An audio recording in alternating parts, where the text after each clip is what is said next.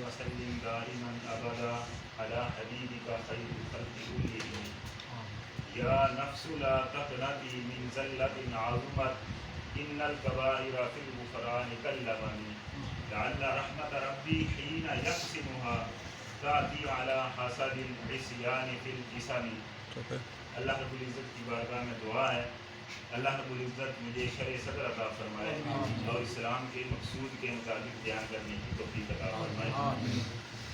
اللہ رب العزت کا بے حد و بے حساب شکر ہے کہ جس نے ہمیں ایسا دین عطا کیا کہ جو ہماری ہر معاملے میں رہنمائی کرتا ہے.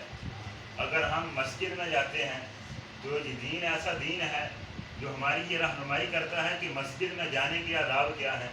رب کی بارگاہ میں کھڑے ہوتے ہیں تو یہ دین ہماری رہنمائی کرتا ہے کہ رب کی بارگاہ میں کھڑے ہونے کے آداب کیا ہیں. اگر ہم سجدہ کرتے ہیں یہ دین ہماری رہنمائی کرتا ہے کہ سجدے کے آداب کیا ہیں. اگر ہم مسجد سے باہر نکلتے ہیں تو دین صرف مسجد کے اندر ہی نہیں رہ جاتا بلکہ دین ہر معاملے میں رہنمائی کرتا ہے. اگر بازار جاتے ہیں تو دین پھر بھی رہنمائی کرتا ہے کہ بازار میں تجارت کیسے کرنی ہے. اگر بندہ گھر میں جاتا ہے تو دین پھر بھی رہنمائی کرتا ہے کہ ہمارے گھر والوں کے ساتھ تعلقات کیسے ہونے چاہیے. اگر معاشرے میں لوگوں سے میل جول ہوتا ہے تو یہ دین ہماری پھر بھی رہنمائی کرتا ہے کہ ہمارا لوگوں سے میل جول کیسا ہونا چاہیے.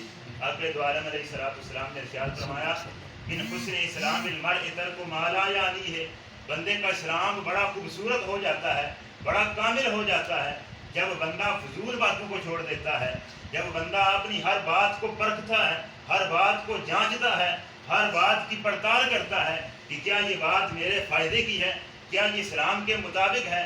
آقا دو عالم علیہ السلام نے فرمایا جب بندہ اپنا محاسبہ شروع کر دیتا ہے تو بندے کا اسلام کامل ہو جاتا ہے بڑا مزین و خوبصورت ہو جاتا ہے.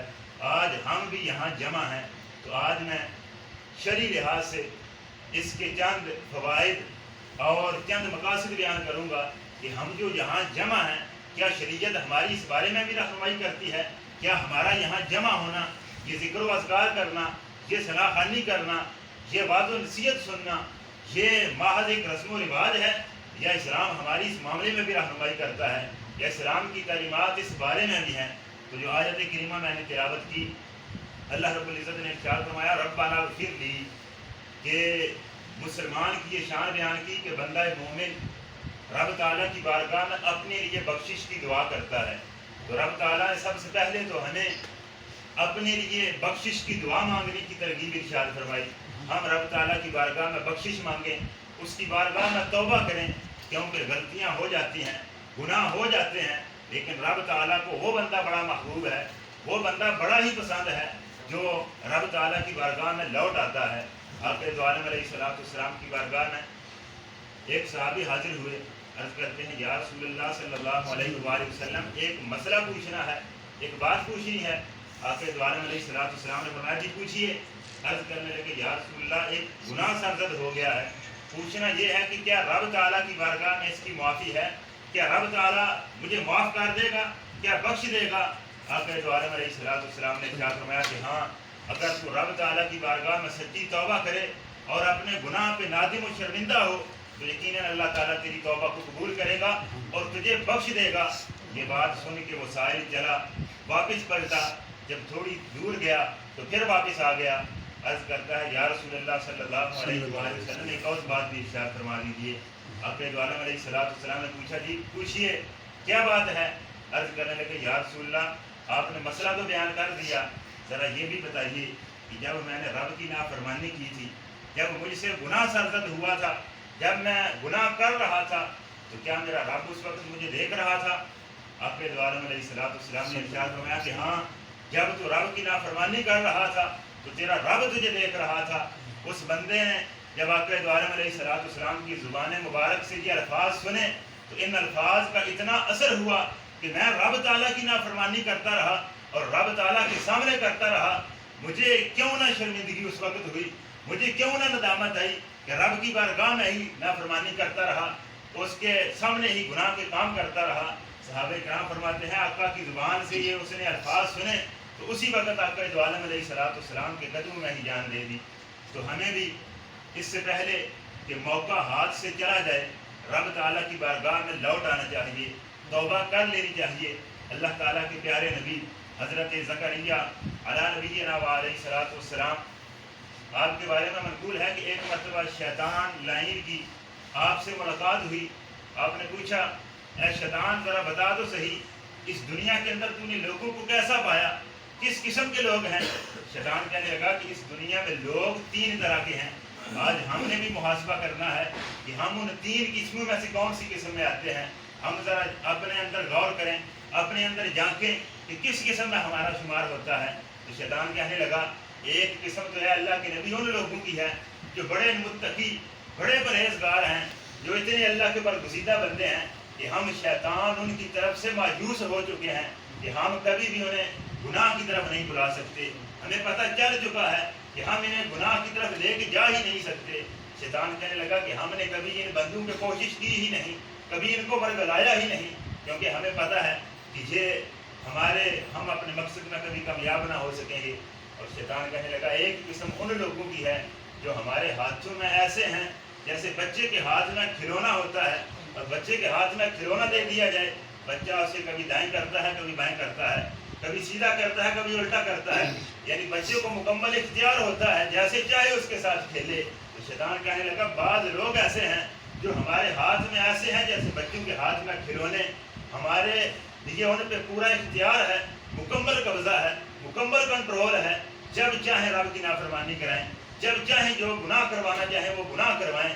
اور کہنے لگا ایک قسم ان لوگوں کی ہے جس قسم میں ہمیں بڑا پریشان کر رکھا ہے, اس قسم کی وجہ سے ہم بڑے پریشان ہیں. اللہ کے نبی پوچھنے لگے وہ کون سی قسم ہے جس نے شیطان تم کو پریشان کر کے رکھ دیا؟ تو شیطان کہنے لگا وہ قسم ان لوگوں کی ہے جب ہم ان سے گناہ کرواتے ہیں, جب گناہ کی طرف بلاتے ہیں, جب برائی کی طرف بلاتے ہیں تو وہ لوگ گناہ کر بیٹھتے ہیں, برائی کر بیٹھتے ہیں, لیکن یوں ہی وہ ہمارے پیچھے چلتے ہیں. انہیں یہ یاد آ جاتی ہے, انہیں یہ خیال آ جاتا ہے کہ ہم تو بندے رب کے ہیں اور ہم پیچھے شیطان کے چل رہے ہیں. یوں ہی ان کے دل میں یہ خیال آتا ہے, وہ فوراً رب کی بارگاہ کی طرف پلٹ جاتے ہیں. شیطان کہنے لگا کہ ان لوگوں کی وجہ سے ہم بڑے پریشان ہیں کہ بڑی محنت کی, بڑے وسوسے ڈالے, بڑی کوششیں کی انہیں رب کی بارگاہ سے دور لایا جائے, لیکن یہ پھر رب کی بارگاہ کی طرف پلٹ گئے. تو ہمیں یہ دیکھنا چاہیے ایک تو وہ بندے ہیں جو اللہ کے برگزیدہ بندے ہیں جن سے شیطان گناہ کروا ہی نہیں سکتا. اگر ہم کہیں کہ ہم اس قسم میں سے ہیں تو یقیناً کوئی بھی ایسا نہیں کہے گا, ہمارا شمار اس قسم میں نہیں ہوتا.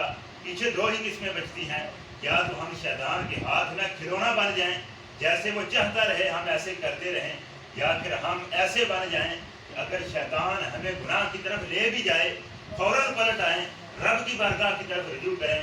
سیدھا بردا کا جو شعر میں نے پڑھا, یا نفس لا تقنطی من ذلت عظمت, امام بصیری فرماتے ہیں اے نفس لا تقنطی, تو کیوں مایوس ہوتا ہے, کیوں نا امید ہوتا ہے ان گناہوں کی وجہ سے جو تو سمجھتا ہے کہ بہت بڑے بڑے گناہ ہیں, تو گناہ کر کے سمجھتا ہے میں بہت بڑے گناہ کر چکا ہوں, اب میری توبہ نہیں ہو سکتی.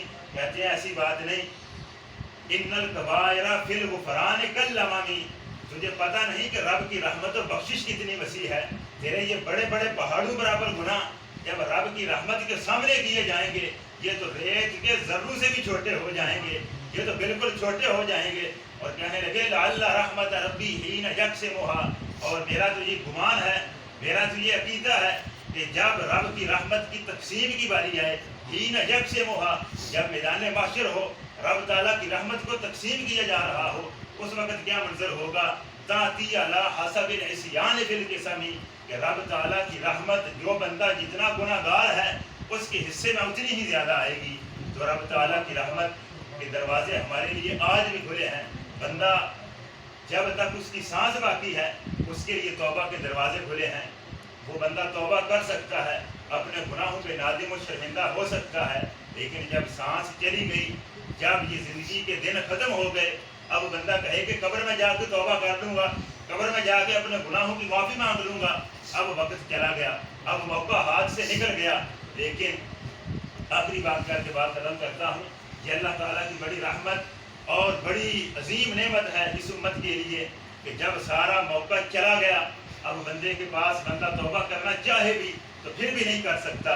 لیکن توبہ کا دروازہ بند ہوا, لیکن رب کی رحمت کا دروازہ بند نہ ہوا. رب کی رحمت کا دروازہ ابھی بھی کھلا ہے.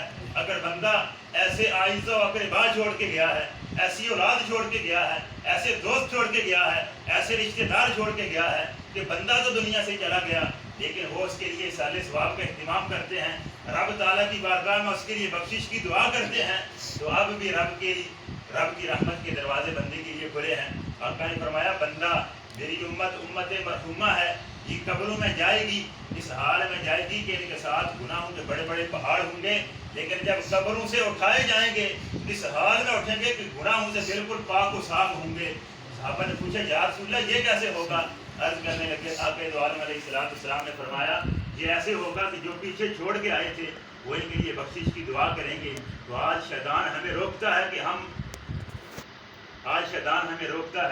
ہم رب تعالیٰ کی بارگاہ کی طرف نہ لوٹیں، اور اسی طرح اگر کوئی عزیز ہمارا دنیا سے چلا جائے تو اس کے لیے سال ثواب کرنے سے بھی طرح طرح کے ہیلے بہانے ڈھونڈتا ہے۔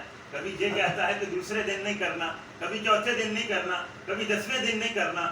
یہ تو دنیا داروں کی بارگاہ میں بندہ جائے، ان کے درباروں میں بندہ جائے تو پھر سوچے ابھی کل آیا تھا، ابھی آج دوبارہ آؤں گا، تو کہے گا کل تو دیا تھا پھر مانگنے آ گیا۔ صبح بندہ جائے تو دوبارہ سوچتا ہے صبح گیا تھا، کہے گا دوپہر کو پھر مانگنے آ گیا۔ لیکن رب تعالیٰ کی بارگاہ تو وہ بارگاہ ہے بندہ صبح مانگے رب پھر بھی دیتا ہے، شام کو مانگے رب پھر بھی دیتا ہے، اور رب تعالیٰ نے فرمایا کہ اگر اپنے لیے مانگو گے تو پھر بھی دوں گا، اور اگر دوسروں کے لیے مانگو گے تو پھر بھی دوں گا۔ آج ہمارا یہاں جمع ہونے کا ایک مقصد یہ بھی ہے کہ ہم یہاں اپنے لیے بھی رب تعالیٰ سے بخشش مانگیں، اور اپنے وہ رشتہ دار جو اس دنیا سے چلے گئے ان کے لیے بھی بخشش کی دعا مانگیں۔ اللہ تعالیٰ ہمیں عمل کی توفیق عطا فرمائے۔